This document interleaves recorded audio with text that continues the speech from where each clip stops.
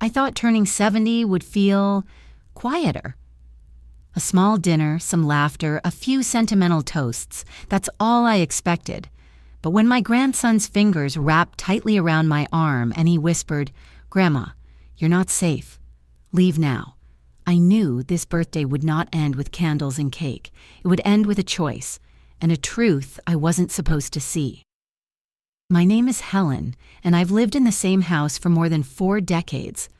I moved here with my husband Richard when we were still young enough to think 40 was old and 60 was ancient. We raised our 2 children, Michael, our firstborn, and Claire, our youngest, under that roof. They grew up with summer barbecues on the back porch, rainy day board games at the kitchen table, and Richard's habit of reading bedtime stories in the living room armchair until one of the kids fell asleep on his lap. Richard passed away 12 years ago. I thought I'd feel hollow forever, but life has a way of slowly filling in the empty spaces, not replacing what you've lost, but adding new layers of meaning. My grandchildren became that for me. Ethan, 19, is Michael's boy, bright, curious, and far more thoughtful than I ever was at his age. Then there's Sophie and Ben, Claire's 2, still in high school, always darting between sports practice and their phones. If you'd asked me a month ago, I'd have said I was a lucky woman. We had our share of arguments, some sharper than others, but I believed the family I'd built was intact. I still believed, foolishly, that when we sat together at the table, there was an invisible thread of loyalty connecting us all. That illusion began to unravel the moment Claire called 2 weeks before my birthday. "Mom, let us host this year," she'd said, her voice sweet and decisive. "No cooking, no fuss. We'll make it special." I hesitated. I'm used to marking my birthdays quietly, maybe a lunch with a few friends from church. But Claire sounded so earnest, and I could hear Michael's voice in the background agreeing, "We'll take care of everything." I imagined them planning a surprise, maybe inviting cousins I hadn't seen in years. I didn't realize the surprise would be something else entirely. The dinner was set for a Friday evening at a private dining room in one of the nicer restaurants in town. I took my time getting ready, not because I was trying to impress anyone, but because there's a certain dignity in showing up for your own milestones, looking like you belong there. I wore a soft navy dress Richard once said made my eyes look like they had secrets, and a silver brooch shaped like a sprig of rosemary, my favorite herb. When I arrived, the long wooden table was already set. Crystal glasses sparkled under the warm amber lights, and folded linen napkins sat neatly on each plate. Claire greeted me with an air kiss and a compliment about my dress. Michael's hug was brief, distracted like his mind was elsewhere. Sandra, his wife, smiled too widely and too briefly. The room was full of little cues my gut didn't like. Conversations didn't overlap naturally. People spoke in turns, as if they were waiting for a cue. The air was warm, but I felt a faint chill anyway. Ethan slid into the chair next to mine with an easy smile. But even he wasn't himself. He kept glancing at the door, then back at the table, as if tracking something only he knew was there. I told myself I was imagining things. After all, this was my 70th birthday. My family was here. They wouldn't. I caught Michael watching me with a strange mix of calculation and forced cheer, and that tiny knot in my stomach tightened. I didn't yet know it, but that knot would pull apart everything I thought I understood about my own children. The waiter began pouring wine as soon as I settled into my seat. Claire took charge, telling him which bottles to open, how many appetizers to bring, and that the bread should be kept warm until the main course. It was her way she liked to manage the details. Michael, on the other hand, was unusually quiet. Normally, he'd be telling a story before the first course even hit the table, trying to get a laugh from everyone. Instead, he kept glancing at his phone, slipping it under the table after each look. I tried to start a light conversation. "So, how's work?" I asked him. He smiled, but it was tight, rehearsed. "Busy, but you know how it is. I've been meaning to talk to you about something important, but tonight's about you." He reached for his glass, avoiding my eyes. Something in the way he said important made the knot in my stomach cinch tighter. The first course arrived a little salad with candied walnuts and goat cheese. I noticed Sandra hardly touched hers, instead whispering something to Claire, who nodded and looked in my direction briefly before changing the subject. Ethan kept fiddling with his fork. When our eyes met, he gave me the faintest smile, but there was tension in it, like his mind was elsewhere entirely. I tried to focus on the small moments, Sophie showing me a photo from her last soccer match, Ben asking if I remembered the cinnamon rolls I used to bake for him before school. But even those sweet fragments couldn't distract me from the fact that there was something here, a shadow in the room that no one wanted to name. About halfway through the meal, Michael leaned toward me across the table. "Mom, you've been thinking about downsizing, haven't you?" It wasn't really a question, more like a statement slipped into conversation as casually as the weather. I blinked. "I've mentioned I don't need as much space now. Yes, why?"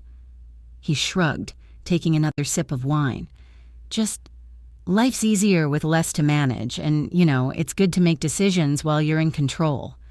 That choice of words, "while you're in control," landed like a pebble in my chest.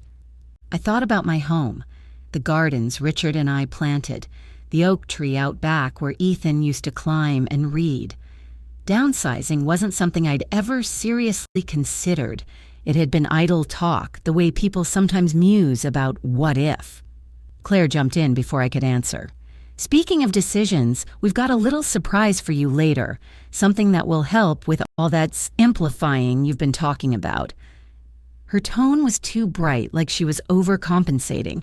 I smiled politely, but inside I was starting to feel boxed in.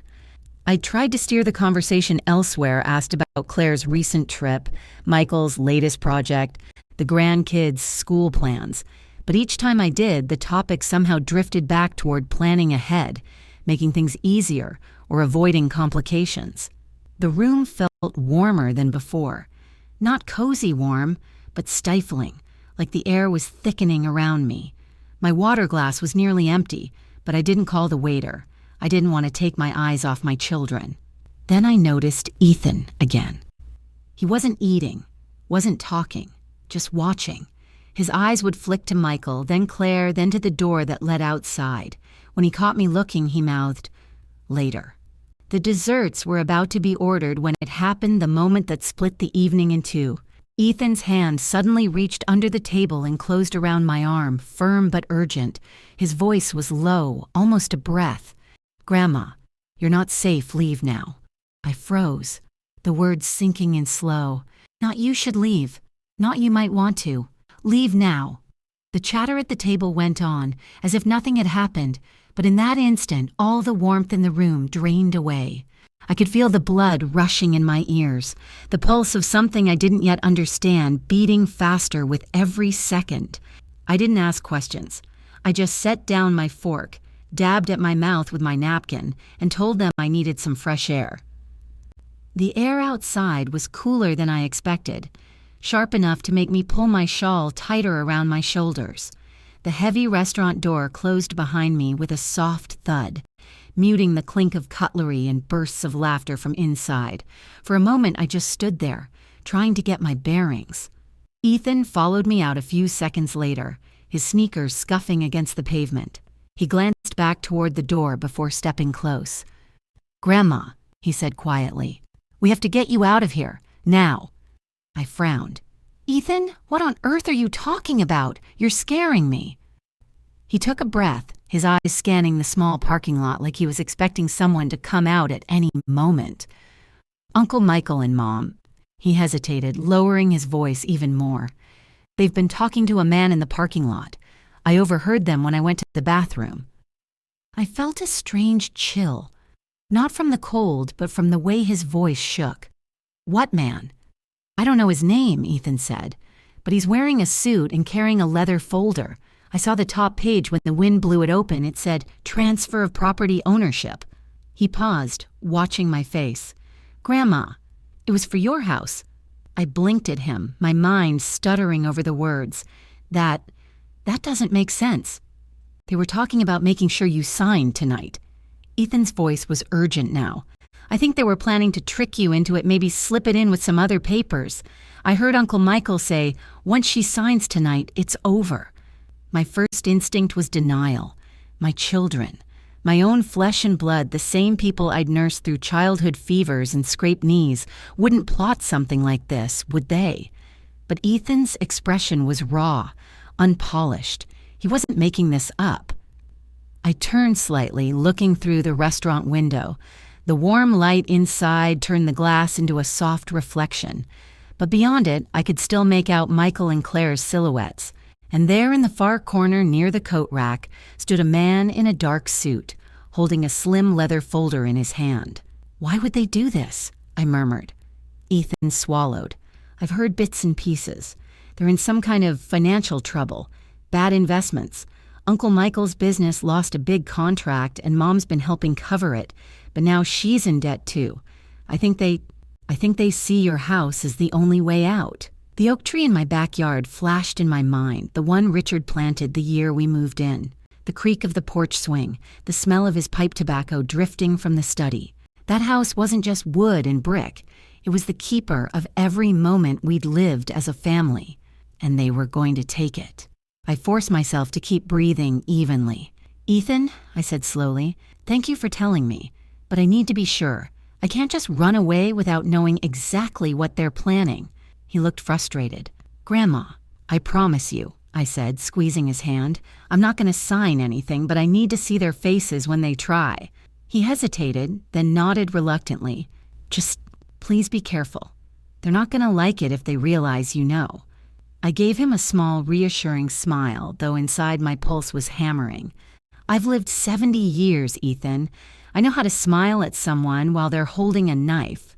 He gave a tight, worried laugh, but his eyes didn't lose that edge of fear. I adjusted my shawl, straightened my back, and reached for the restaurant door. If there was going to be a fight over my home, I wasn't going to have it in the parking lot. No, I'd have it right there in front of the people who thought they could pull one over on me. As I stepped back inside, the warmth of the dining room hit me like a wave. Michael looked up from his wine and smiled too quickly. Claire's eyes flicked to the man with the folder, then back to me. I sat down, smiled politely, and waited. When I returned to my seat, Michael's smile was still plastered on, but it didn't touch his eyes. Claire leaned in as if she'd just remembered something. We've got a little something for you later, Mom, she said lightly, tapping the side of her wine glass. Something to make life easier for you. I gave her my most serene look. That's very thoughtful, dear. Inside, I was cataloging every word, every shift in tone. The appetizers were cleared, the main courses brought out, and through it all, I caught that man in the suit occasionally glancing our way. He stayed near the corner of the room, pretending to check his phone or sip water, but his presence was too deliberate to be casual. Ethan kept his eyes down, eating slowly. Once, when Michael stood to refill his glass from the wine bottle on a side table, Ethan's gaze followed him like a hawk. Finally, as dessert menus appeared, Michael clapped his hands together. All right, everyone, before we get to cake, there's just one quick thing Mom needs to do. Claire reached under the table and pulled out a large, cream-colored envelope. She slid it toward me with a smile that was just a touch too bright. What's this? I asked, letting my fingertips rest on the edge. A little housekeeping, Michael said smoothly. Nothing scary, just some paperwork to make sure things are in order. Estate planning, so you don't have to worry later. You've said before you don't want to leave a mess for anyone to deal with. He was quoting me. I had said those words, but not about my house, and certainly not in the presence of strangers with legal folders. I kept my tone light. Well, aren't you too ambitious? You didn't have to bring this to dinner. Claire gave a practiced laugh. It's the perfect time. Everyone's here, and it'll just take a minute. We even brought a pen. She produced one from her purse and set it neatly beside the envelope. I slid the flap open and drew out the top sheet. My eyes didn't move fast. Age has made me deliberate, but the first words I saw stopped my breath cold. Quitclaim deed. This document hereby transfers full ownership of the property located at my address. I read just far enough to see the phrase from the sole owner, Helen Marie Whitaker, to Michael Whitaker and Claire Whitaker jointly. The room seemed to narrow. The edges of my vision blurred, but I kept my face neutral. Interesting, I murmured, folding the top page down as though I hadn't read much. I can explain all the legal mumbo-jumbo if you want, Michael said quickly. It's just a formality. It won't change anything about how you live. That was a lie, and we both knew it. The moment my signature hit that page, I'd have no more legal claim to the home Richard and I built together. They could sell it, mortgage it, do whatever they pleased, and I'd be powerless. I looked at the pen. You know, I said, I left my reading glasses in my bag by the door. I'd like to read every page before I sign anything. Why don't I grab them? Michael's jaw twitched. Mom, it's really not. It's fine, Claire cut in, her smile stiffening. Go ahead. I rose slowly, my knees stiff but steady, and crossed to the coat stand where my purse hung. Inside, I pulled out my glasses and my phone. With a quick movement, I slid the first page from the stack, angled it under the table, and took 2 photographs. The faint click of the camera was lost under the chatter at the table. Then I tucked the papers back neatly, returned to my seat, and placed the envelope on the table in front of me. Let's do cake first, I said with a gentle smile. It is my birthday, after all. They couldn't refuse without looking strange, so Michael forced a laugh. Claire waved for the waiter, and the man in the suit shifted in the corner like someone whose timing had just been thrown off. I cut the first slice of cake with steady hands, but my heart was pounding. The game had changed, and now I had proof. I sliced through the cake slowly, the silver server scraping gently against the porcelain plate. The chatter around the table returned to a more natural rhythm, though I could sense a current underneath a tension that hummed like an electrical wire. Michael leaned back in his chair, arms crossed loosely, watching me as though waiting for the moment I'd return to the little paperwork. Claire kept her smile fixed, nodding along to Sophie's story about her school play, but glancing at me every few seconds. I decided to make them wait. If they thought I was going to be shepherded into signing away my home between bites of cake, they didn't know me nearly as well as they thought. I took a forkful, set it down, and said, You know, I still remember the chocolate cake Richard baked for my 40th. He insisted on making it himself, ended up with flour in his hair and half the frosting in the sink. A few polite chuckles rippled around the table. I could see Sandra trying to steer the moment back. That's sweet, Helen. But you know, it's good to think ahead, so memories like that are preserved. That's what Michael and Claire were trying to help with tonight. I appreciate the thought, I said evenly, but good things take time, and I like to be thorough. Michael tapped the envelope with one finger. It's all straightforward. We had it drawn up by a reputable attorney. He glanced toward the suited man in the corner. So there's no risk of misunderstandings. Oh, I'm sure, I said, my voice calm but laced with the kind of politeness that leaves no room for argument. Still, I'll look it over tomorrow in the daylight. My eyes aren't what they used to be at night. That answer clearly wasn't what they wanted. Michael's smile tightened. Claire's jaw twitched, but she covered it by sipping her wine. Ethan shifted beside me, his hand brushing mine under the table, a silent question. I gave the faintest squeeze back. Not yet. The waiter arrived with coffee, giving me a moment to think. If I left too abruptly, they'd know I was suspicious. But if I stayed too long, they might try another tactic. I needed to extract myself without giving them a reason to corner me. I set down my cup after a few sips. Well, I said, this has been a lovely evening. Thank you for arranging it. Claire tried to keep the enthusiasm in her voice. But Mom, you can't leave without finishing the little surprise. It'll just take... I'll sleep better after I've read every word, I interrupted gently. And I'm sure you'd want me to be comfortable before I sign anything. I'll bring it to our lunch next week. Michael's gaze hardened just for a heartbeat. If you say so. I do. I smiled as though we were discussing nothing more consequential than dessert choices. They exchanged a glance, and I caught the flicker of irritation between them. The man in the corner shifted again, clearly realizing the transaction wasn't happening tonight. He picked up his folder, muttered something to Michael, and headed toward the door. "Who was that, by the way?" I asked, feigning mild curiosity. "Just a friend," Michael said quickly. I didn't push it. Ethan leaned close, his voice barely a whisper. "I'll walk you to your car." As we stood, I hugged each of my grandchildren in turn. When I reached Sophie and Ben, I lingered a little longer, inhaling the scent of their hair, grounding myself in something real and pure. At the door, Claire pressed the envelope into my hands. "Don't lose this, Mom. It's important."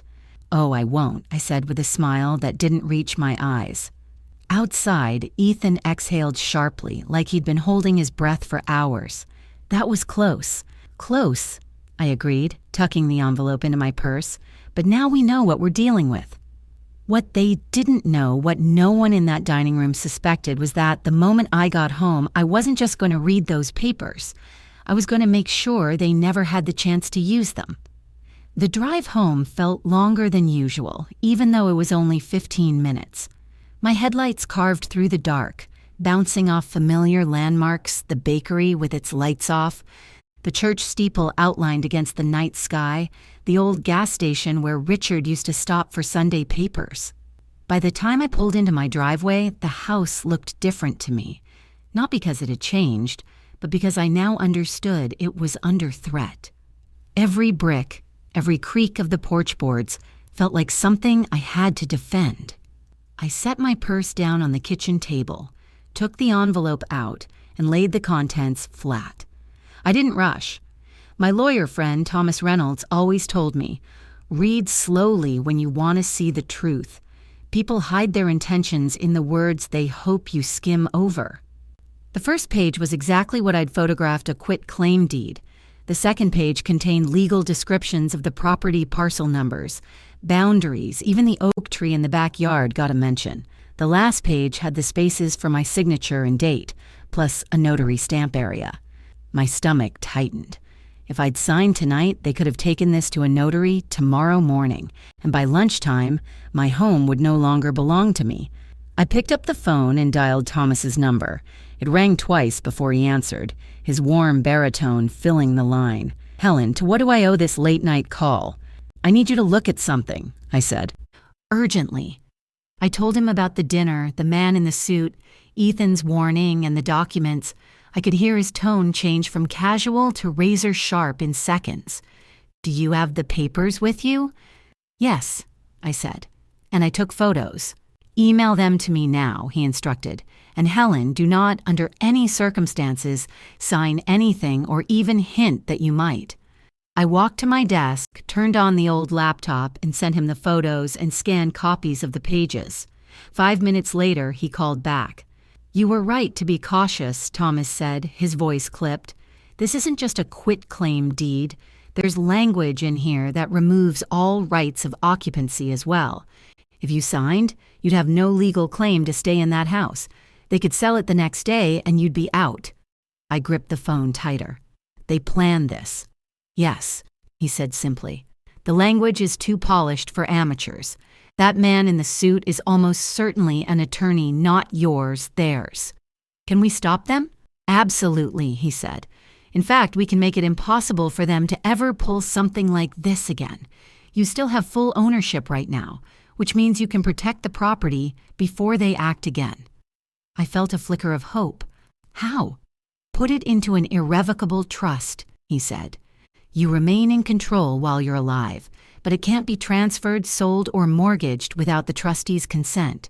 If you make someone you trust, say, Ethan, a co-trustee, it ensures your wishes are honored." I thought of Ethan's pale, determined face in the parking lot. "Yes," I said. "Let's do that." "Come into my office first thing in the morning," Thomas said. "Bring your property deed and any related documents. We'll draft everything today." When we hung up, I sat there for a long moment, staring at the oak tree swaying outside my kitchen window. My late husband had planted it with his own hands. He'd built the porch swing, hammered the nails in the shed, even patched the roof one summer with Michael when the shingles came loose. That same son now wanted to take it all away. I felt the anger rise, but I kept it under control. This wasn't the kind of fight you won by shouting. This was a fight you won with signatures, with stamps, with paper that could never be undone. I gathered the property deed, my will, and the old mortgage documents from the file cabinet. I placed them neatly in a folder, set it by the front door, and double-checked that every window and door was locked. Tomorrow, I wasn't just going to protect my home.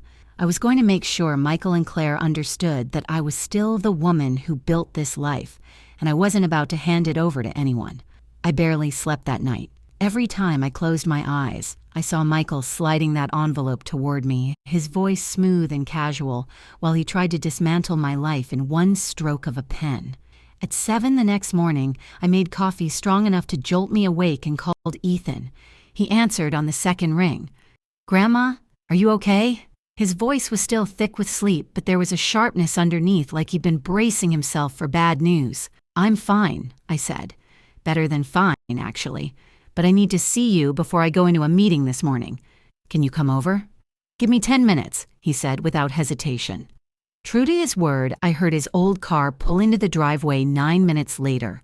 He came in, still in a hoodie and jeans, hair tousled, but his eyes were alert. "What happened?" he asked as soon as he stepped inside. I motioned for him to sit at the kitchen table. The folder with my property deed and documents sat between us. "Ethan, you saved me last night. If you hadn't warned me, I might have signed without thinking." He shook his head. "I don't believe that for a second. You'd never just sign something like that." I smiled faintly. "You have more faith in me than I had in myself in that moment." I told him everything I'd learned from Thomas, the quitclaim deed, the occupancy clause, the fact that they could have had me out of the house within days if I'd signed. Ethan's jaw tightened as I spoke, his hands curling into fists. "They're your kids," he said, disbelief lacing every word. "How could they—" "They're desperate," I interrupted quietly, "and desperation can twist people into shapes you don't recognize." He looked down, jaw working. "So what do we do now?" I leaned forward. "We're going to protect this house. This morning, I'm meeting Thomas at his office. We're putting it into an irrevocable trust." He frowned slightly. "What's that?" "It means the house can't be sold, mortgaged, or transferred without the consent of the trustees. And you, Ethan," I said, watching his reaction, "are going to be one of those trustees." His head snapped up. "Me?" "Yes, I trust you. You've always been straight with me, even when it was hard. You warned me last night when no one else would. This house isn't just walls and furniture. It's the last piece of your grandfather I have. And if anything happens to me, I want to know someone who loves it for what it is will keep it safe." His eyes softened, and for a moment he looked like the little boy who used to climb that oak tree out back. "I won't let them touch it," he said firmly. "I know," I replied, "but we're going to make sure they legally can't." He hesitated, then asked, "What happens when they find out?" I sipped my coffee, letting the question hang for a moment. "They'll be angry. They'll say I've betrayed them. They might even stop speaking to me for a while." "And you're okay with that?" I met his gaze steadily. "I'd rather they be angry and I have a roof over my head than be agreeable and end up homeless." He nodded slowly. "Okay, then I'm with you." We went over the plan one more time. I'd meet with Thomas, get the trust set up, and make sure everything was recorded with the county clerk. Ethan would be added as co-trustee, which meant that even if Michael or Claire tried to sweet-talk me later, my single signature wouldn't be enough to undo anything. As Ethan left to shower and get ready for work, I stood at the window watching him go. The morning light spilled over the yard, touching the oak tree and the porch swing Richard built.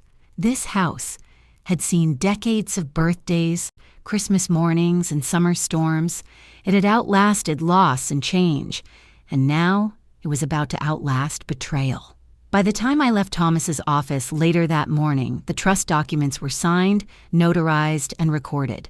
The property was no longer mine. Alone, it was ours.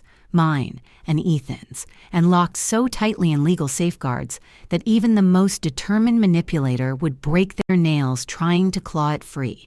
Still, I didn't want to tip my hand too soon. If Michael and Claire thought the door was still open, they'd walk right into the space I was preparing for them. That space came sooner than I expected. 2 days after my birthday dinner, Claire called. "Mom, about the paperwork. Michael and I thought maybe we could finish it this weekend. We'll come by after church." I kept my voice warm, even a touch apologetic. "I'd like that. Why don't we make it after lunch? I'll have coffee and cake ready." If she heard anything unusual in my tone, she didn't let on. "Perfect. We'll bring the papers." I hung up and immediately called Ethan. "Be here Sunday at 1, I told him, "and bring your phone. I might want you to record." When Sunday arrived, I set the stage exactly the way I wanted. Coffee mugs laid out, cake on the counter, the trust documents tucked neatly inside a plain manila folder on the buffet. Beside them, I placed the envelope Michael and Claire had given me, still sealed, as if untouched. Ethan arrived first, and I pulled him aside. "No matter what happens, you stay calm. If they push, we don't give them an inch, but I want them to say enough to make their intentions clear in their own words." He nodded, slipping his phone into his pocket, camera already set to record with a discreet tap. Right on time, Michael and Claire pulled into the driveway. They came in smiling, but not the kind of smile you give out of affection. This was a smile of people who think they're about to win. "Mom," Michael said, hanging up his coat, "we brought the paperwork just like we talked about." Claire followed, holding a pen in one hand. "It'll only take a minute." I poured coffee, served the cake, and let them chat about nothing for a few minutes. Then Michael pushed his chair back, reaching into his briefcase. "All right, let's just get this done so it's off your mind." Claire laid the papers in front of me, flipping to the signature page. "Just sign here and here," she said, tapping the spots. I looked down at the lines, then back at her.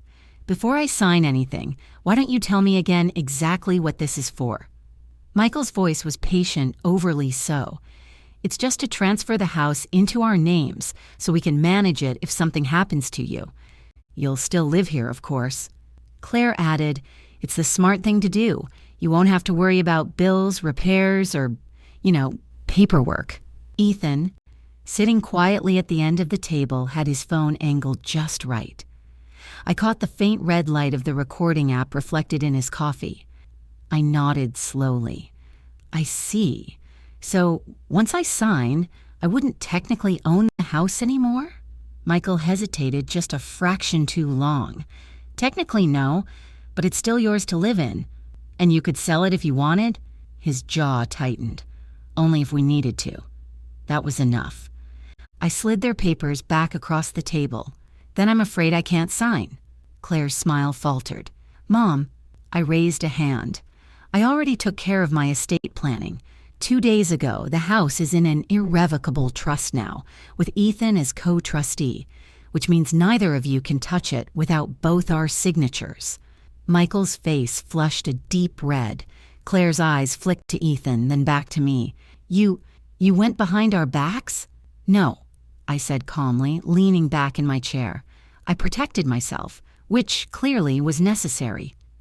The silence that followed was heavy.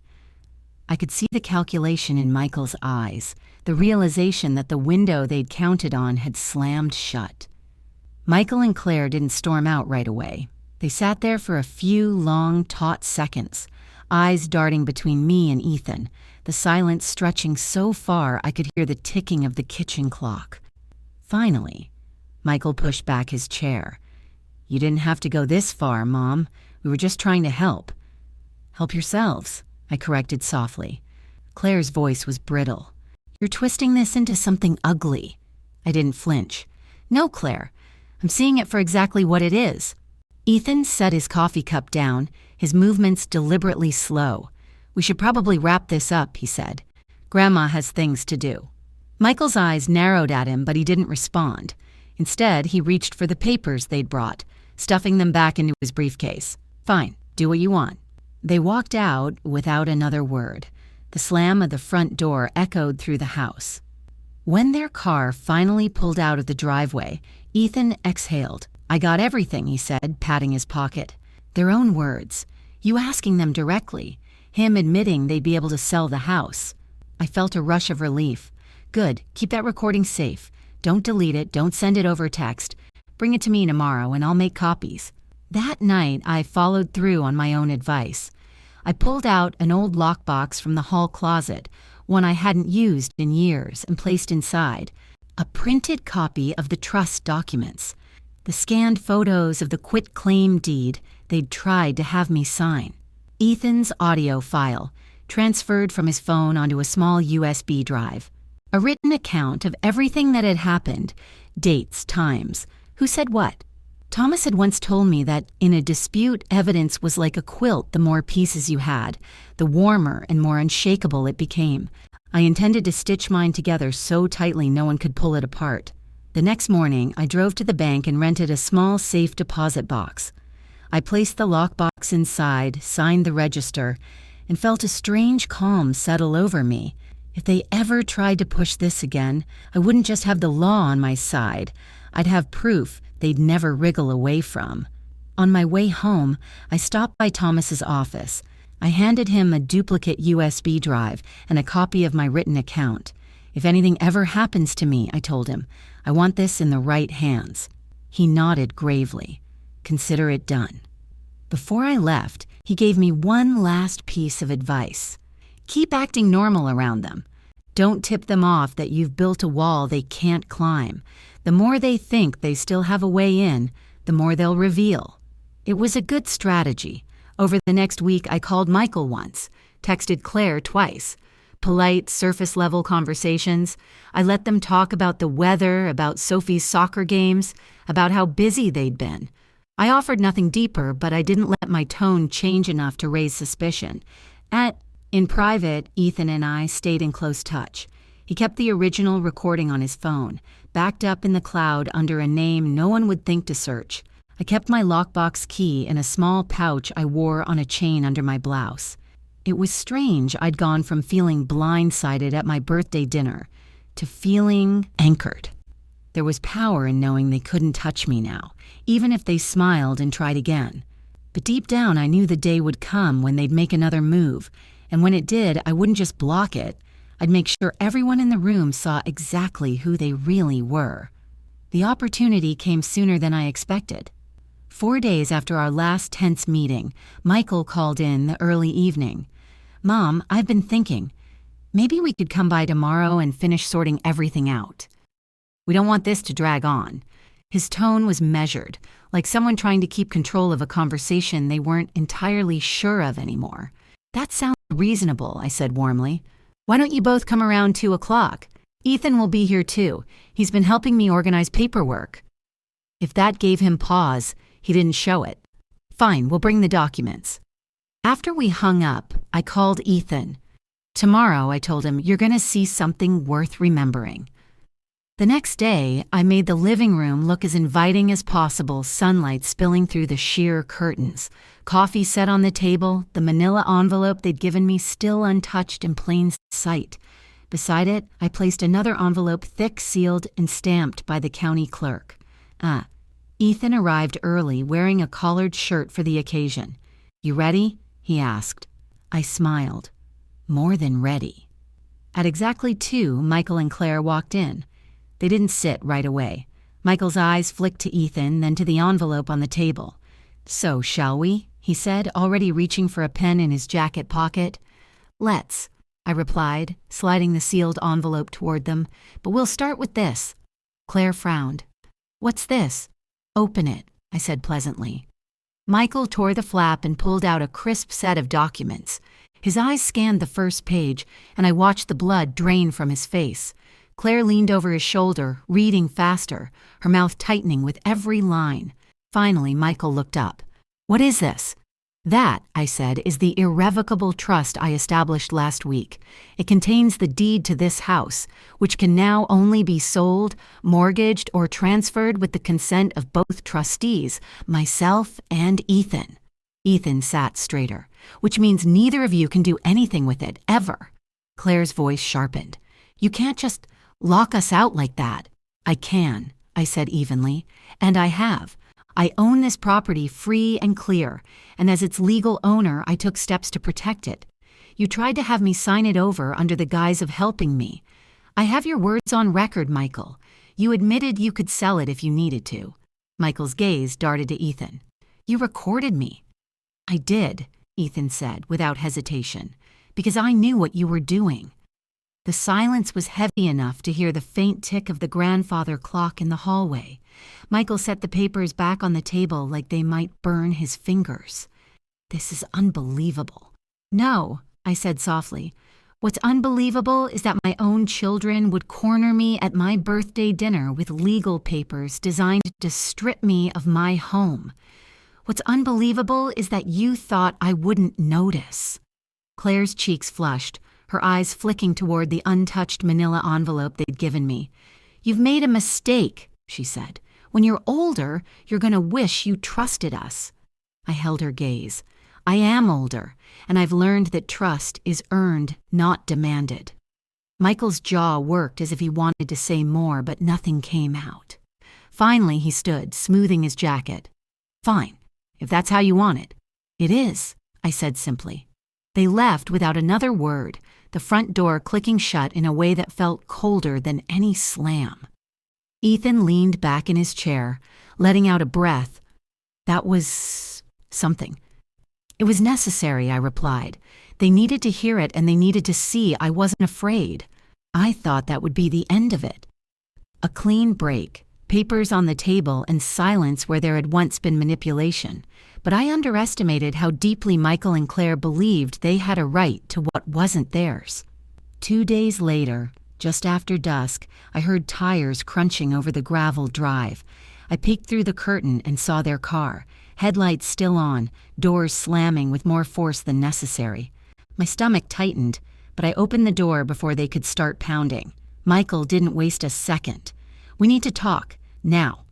Claire pushed past him, stepping into the living room without waiting for an invitation.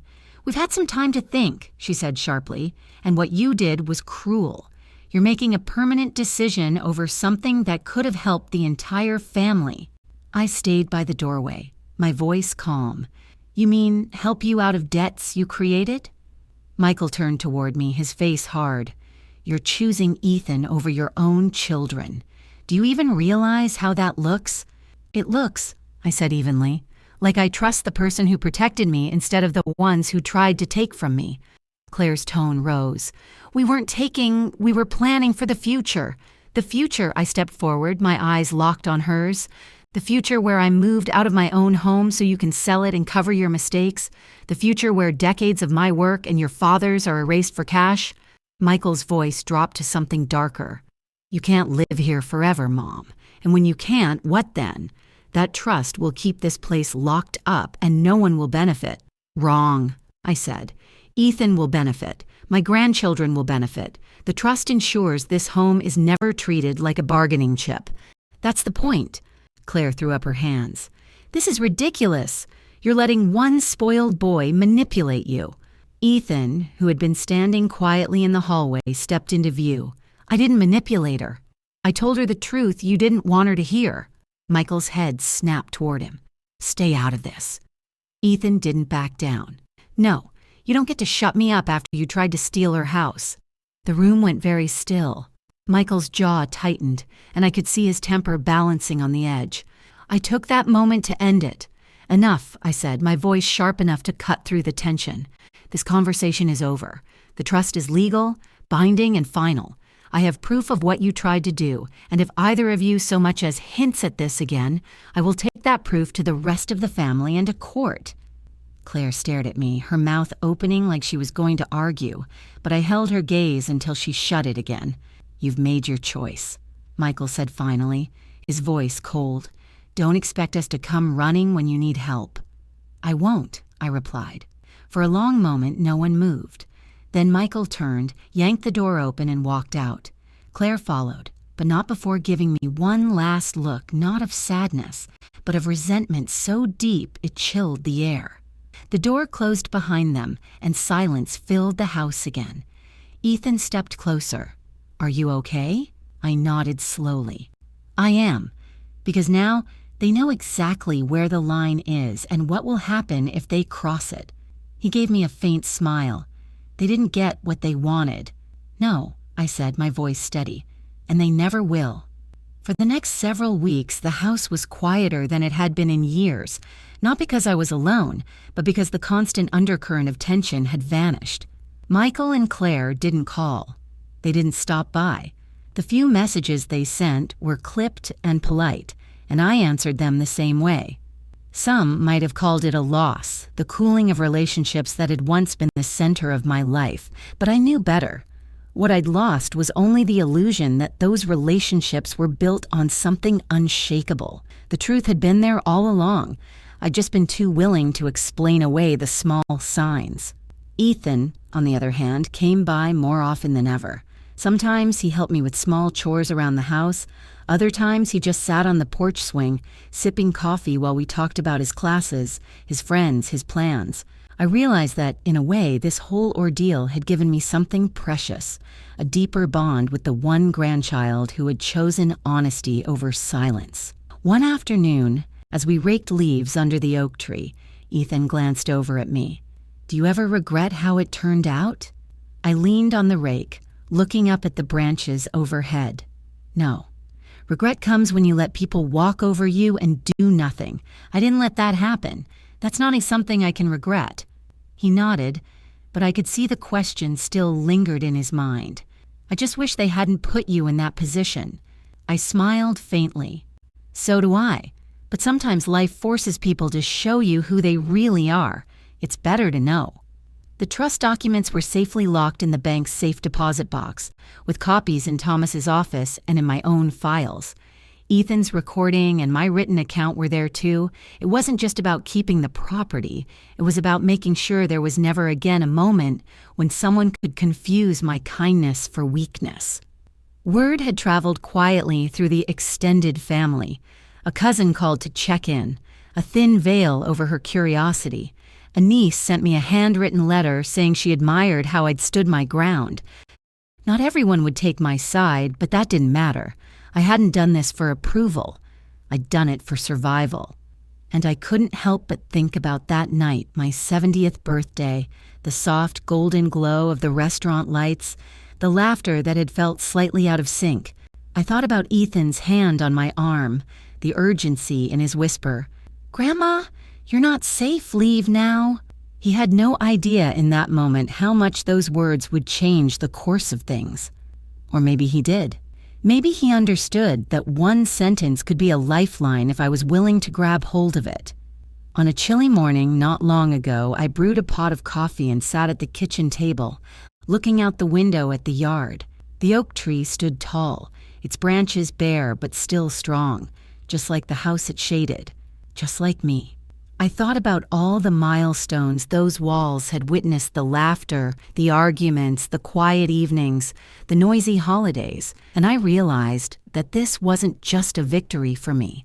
It was a promise to myself that no matter what storms came, I'd keep my roots right where they belonged. Sometimes, the most important battles you fight aren't the ones where you shout, slam doors, or throw accusations. Sometimes, they're the ones you fight silently with patience, with preparation, with the right signatures in the right places. That night at my birthday dinner, I'd stepped outside because Ethan told me I wasn't safe. I'd come back inside because I decided I wasn't going to run. And now, weeks later, I knew I'd done more than save my house. I'd saved myself.